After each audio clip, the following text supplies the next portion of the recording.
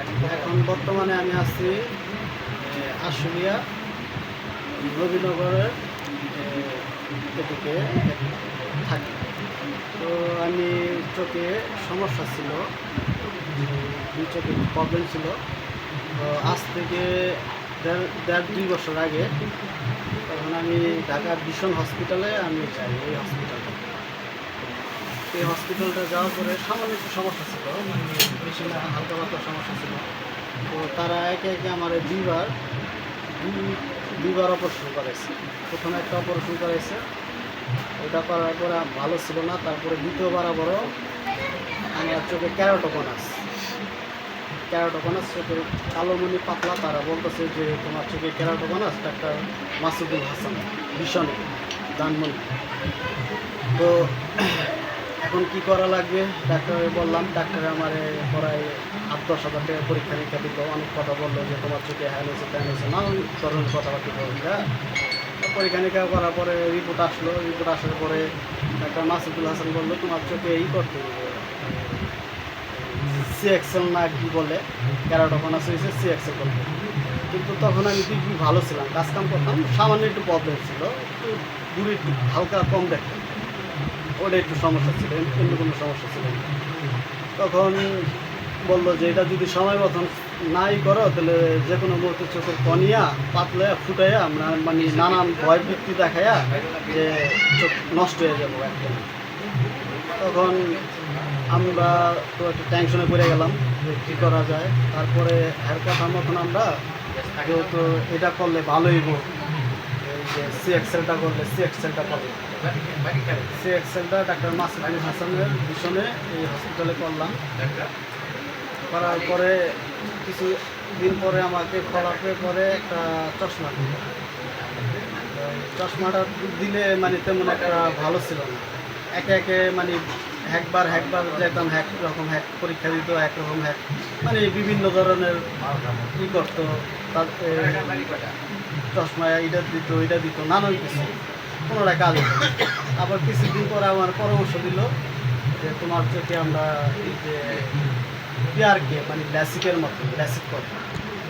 তো ক্যারাটোকনাস রুগী, আমার কর্নিয়া এমনি পাতলা। তো আমি ডাক্তার মাসুদুল হাসান তাকে বললাম যে এটা করলে কি আমার চোখ কি ঠিক হবে?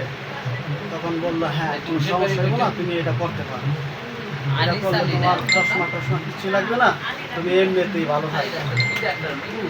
কিন্তু এই কেয়ারকে ল্যাসিকটা করার পরে আমার থেকে প্রায় অনেক টাকা নিচ্ছে।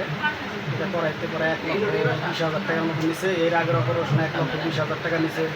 প্রায় 3,00,000-3.5 লাখ টাকার মতো যাবতীয় আমার থেকে নেওয়া হয়েছে।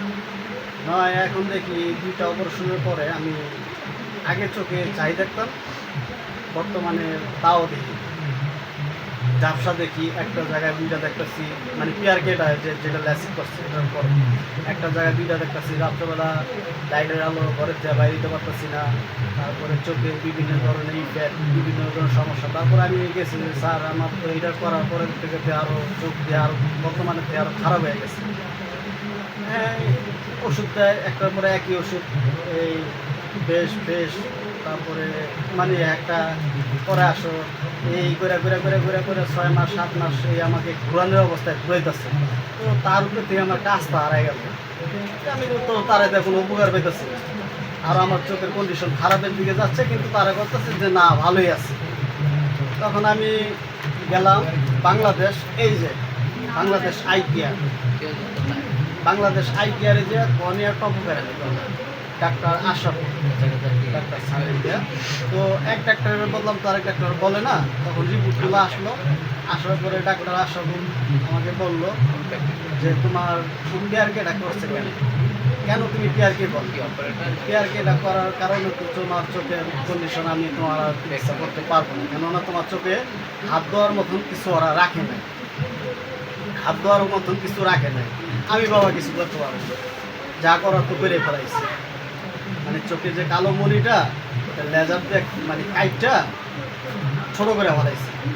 এমনি পাতলা ছিল আগে, আরো পাতলা করছে। দেখেন আমার চোখগুলো আমি স্পষ্টভাবে তাকাইতে পারি না, ঠিক আছে? তো ওখানে আমি তারপরেও ডাক্তার স্যার আমার এই বাংলাদেশ আরঙ্গের 2-3 ডাক্তার দেখো, তারও একই কথা বলে যে তোমার অপারেশনটা এইটা পিআরকেটা এটা করার কারণে তোমার চোখটা মানে হয়ে গেছে, দুর্বল হয়ে গেছে, মানে চোখের যে একটা শক্তি, একটা যে কাজ, এগুলো হয়ে গেছে। বর্তমানে আমি আজকে 1-1.5 বছর ধরে এই ভীষণের হসপিটালের পিছিয়ে গেতে গেতে আমার জান শেষ, টাকা পয়সা অনেক কিছু পুরাইছি। তারপরে আমি এই আপনাদের কাছেই আমি এটা একটা সুস্থ বিচার চাই, আর এটা আমি আইনের আওতায় আনতে চাই যে কেন আমার সাথে এটা করলো। আমার চোখ পূর্বের মতন এখন আমারে তারা আবারও সাজেশন করতে পরে ইন্ডিয়া যাওয়ার, চোখের নষ্ট করে আবার এখন আমার বলে তোমরা ইন্ডিয়া যাও।